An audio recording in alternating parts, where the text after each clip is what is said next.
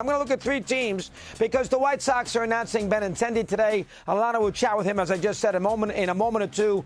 Let me talk about three teams in the sport that sort of are in between right now based on what happened in the offseason, based on last year, based on a divisional scenario, based on their, not desolate like the Pirates and not great like the Braves, Mets, Yankees, Dodgers, San Diego and Houston.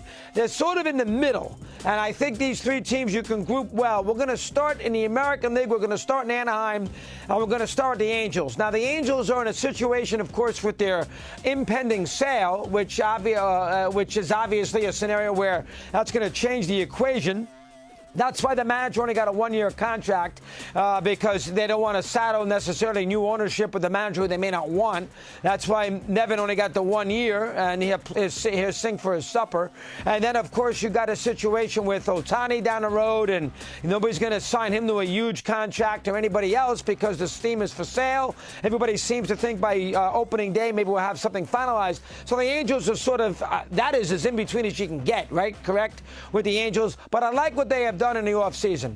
They brought in a couple of pitchers. Estevez is a good guy in that bullpen. They did a good job for Colorado. They need all the bullpen help they can get.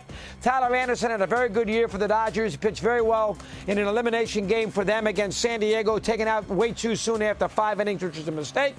And he pitched well in a big game. He won, 15, 16 games on an excellent ERA. Angels are going to take a flyer on him. Who knows? But I think they took a flyer last year on Syndergaard. That did not work out, but it was only 1 year. This one's a little bigger commitment because they gave him $39 million for 3 years. But I think it was a good move for the ball club. I think it was 3 years. I don't think it was 4. But they made a monetary commitment to him. And I think Anderson is a good addition. Renfroe hit 29 home runs last year. That's a good addition. Urshela, the third baseman, comes over there from Minnesota. And then the Yankees prior to that. That's a good addition. So the Angels, although they're not a finished product, they're far from being where Houston is and maybe even Seattle and Texas in that American League West. The Angels, with the nucleus of Trout and Ohtani, and we know they're way too top-heavy. Maybe they get something out of Rendon, another top-heavy player who's done nothing for him. He's been injured, fair, but he's done nothing for him, let's be honest.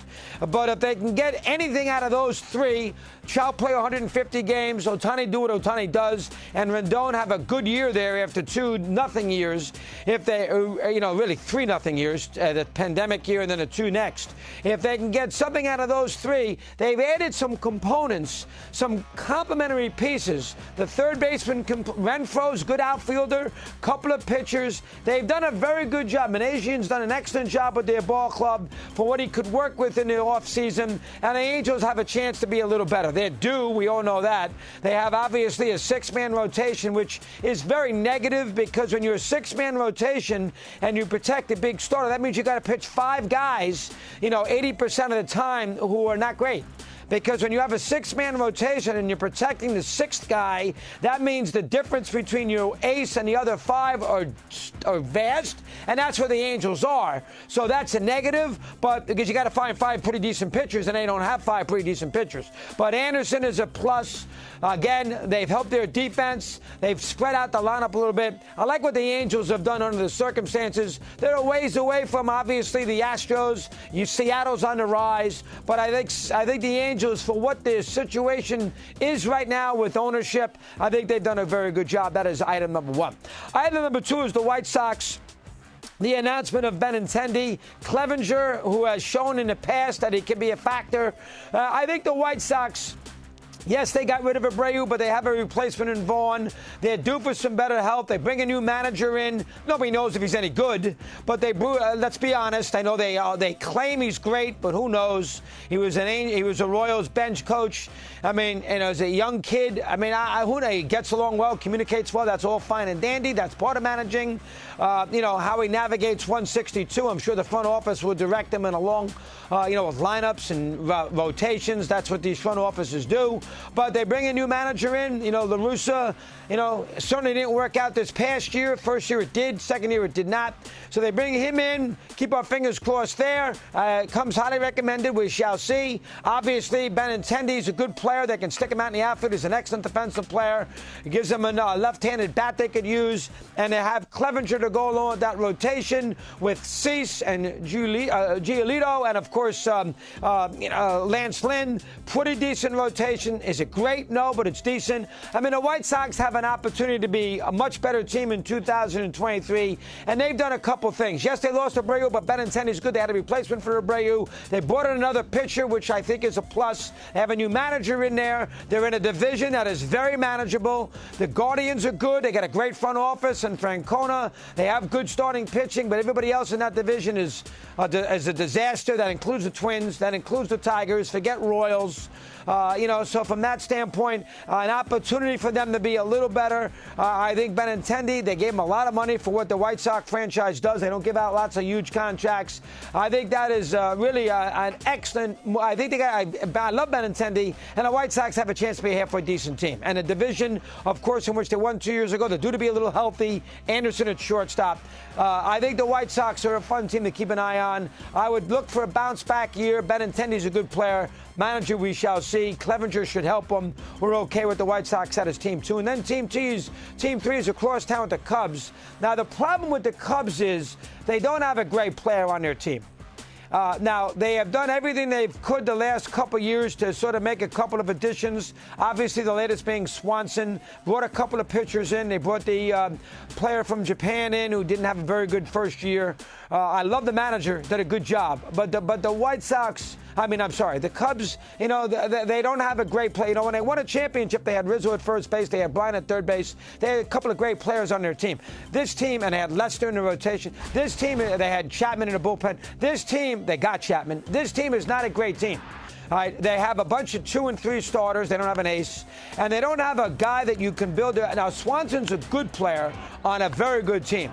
He is not a guy that you're building a championship team around. They gave him $177 million. And he's a good guy, and he's a very good defensive shortstop, and he's going to hit 25 home runs, but he's not a guy that you are going to build your franchise around. There's not that many of those guys out there anyway, even in this period of free agency. You had Judge to be that kind of guy. You probably had Verlander for a year or two to be that kind of pitcher. I'm not sure if you really had anybody else, and that includes the other 3 shortstops in Bogarts, Correa, who hasn't yet signed, and, of course, Turner. I don't think you build championship teams around him, and Swanson you don't either. But the Cubs made additions. They got a little better. I don't think they're a great team. I think they're a 500 team, but I don't think they're a great team. They have an advantage, as the White Sox do in this division. The division isn't very good. The Cardinals last year, they won the 90-something games, and they bring Contreras in, sort of an addition by subtraction as far as hurting the Cubs go.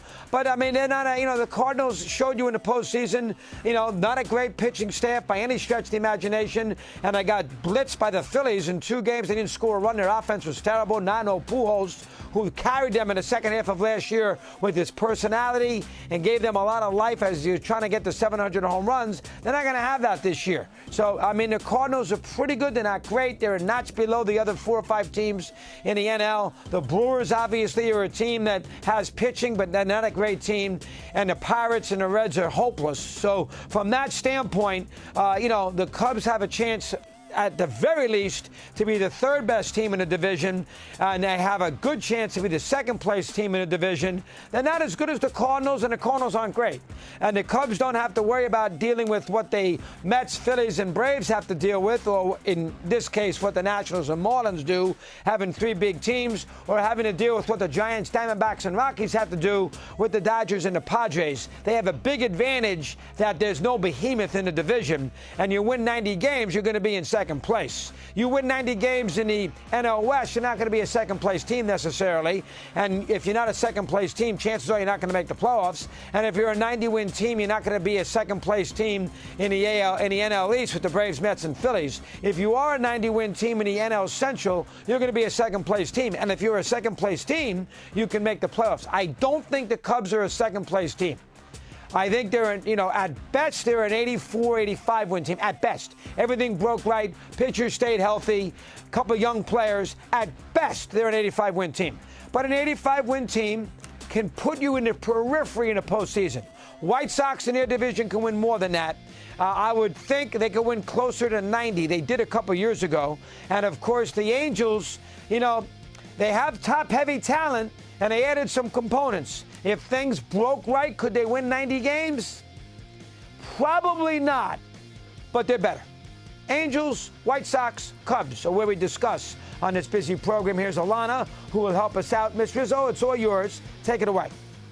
All right, thanks very much. I'm just going to get into the White Sox here because Andrew Benintendi is going to join me in a couple of minutes. I think the biggest thing with the White Sox, it's a two-horse race in the AL Central, the Cleveland Guardians and the Chicago White Sox. When they were under Tony La Russa, they finished their time with him under 500. Then Miguel Cairo comes in. They finished the season above 500. I think the biggest question mark, other than the absence of Jose Abreu at first base, is what does Pedro Grifol bring to this team? A new manager, you never know how teams are going to respond, and how much experience he has could play a part into that. The biggest thing for me, aside from the managerial change, is the absence of Jose Abreu and how much they're going to have to make up in terms of offense and leadership skills, clubhouse leadership skills, because Jose Abreu is now in Houston. Take a look at the offensive ranks in the American League for the White Sox for Jose Abreu. First in games played, first in extra base hits, first in RBI, second in hits, third in home runs, and fifth in runs scored during his 9 years with the Chicago White Sox, all ranks in the American League. Not to mention what I just said about his leadership skills in the clubhouse. I know they have Andrew Vaughn. I'm not willing to compare Andrew Vaughn to Jose Abreu just yet, but it is a huge absence, not only on the field, but also in the clubhouse. So I'm going to ask Andrew Benintendi, obviously putting him on the hot seat right away as the newest member, the largest contract ever in franchise history, just given to Andrew Benintendi, and he's going to join us in a few minutes. But I think it's a very winnable division. I think when you look at the NL Central, I think it's Brewers, you obviously have the Cardinals, and you have the Cubs. As far as the AL Central is concerned, very much a two-horse race between the Guardians. I give them the benefit of the doubt. They went to the postseason, and then the White Sox.